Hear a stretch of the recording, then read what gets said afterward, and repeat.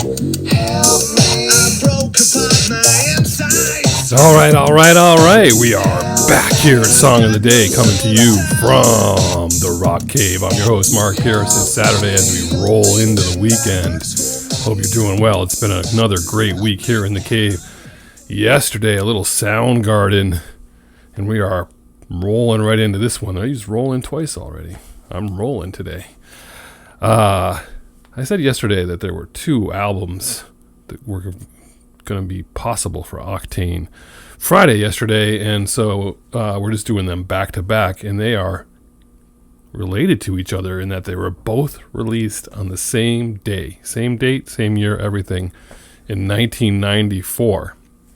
March 8th, 1994, first Soundgarden Superunknown, which we covered yesterday, and then also 9 Inch Nails, The Downward Spiral. Both those albums released on the same day, a Tuesday. Remember, for those record store people in the know, new release day was Tuesday. That was the day all the records were released, so that everybody, all record stores had the same shot at selling. You couldn't sell them early. UPS would come on Monday, and then you'd all have it ready for the shelves on Tuesday so that no one would have a leg up and put out stuff early. Very strict. You had to put out new releases on Tuesdays. I think it later changed to Fridays. But that was new release day in the record store world. Second studio album from 9 Inch Nails. How do you follow up Pretty Hate Machine? I mean, Pretty Hate Machine is awesome and epic, and I didn't know anything about it for years when it came out. I know we sold plenty of it, but I was not ready for it, so I wasn't listening to it. Pretty Hate Machine, I don't know. I think that one is hard to beat. They did put out an EP in 1992. Pretty Hate Machine was like 89, I think. Broken. It was called Broken, the EP they put out, which is what showed that they were moving in a direction. I mean, they call Pretty Hate Machine synth pop, but to me, synth pop is Depeche Mode, not 9 Inch Nails, Head Like a Hole. It was definitely heavy on the synth. Maybe this much pop. Mostly heavy synth.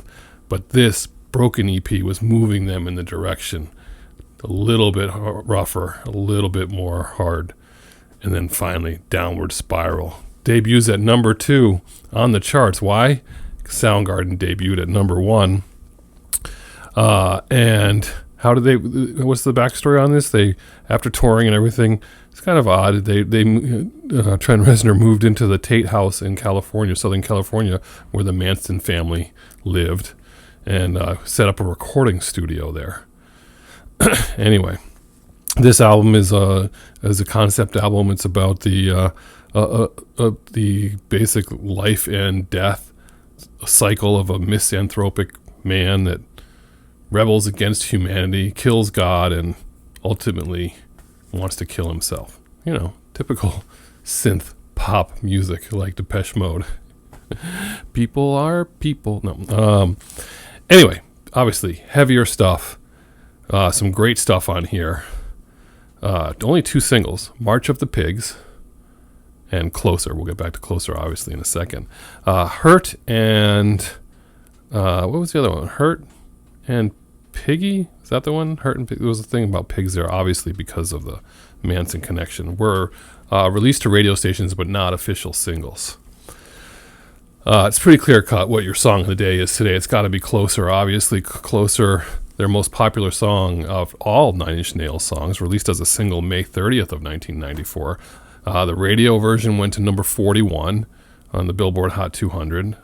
Obviously, that was the edited version. The video, amazing video, and all I know is the song, people, like, hearing it on the radio doesn't do it justice. You got to hear the swears. You got to hear everything about that. You got to hear the full-length version. And the video, you got to see the unedited video.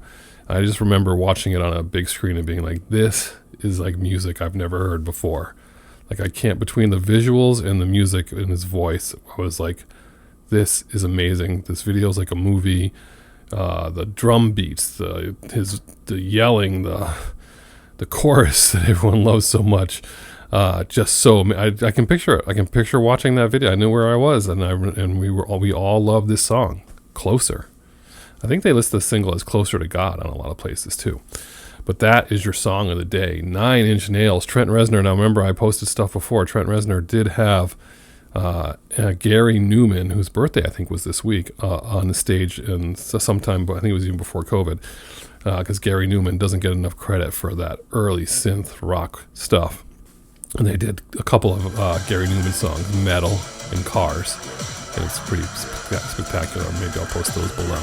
But your song of the day is Closer from 9 Inch Nails, released on March 8th, 1994, the same day as Soundgarden.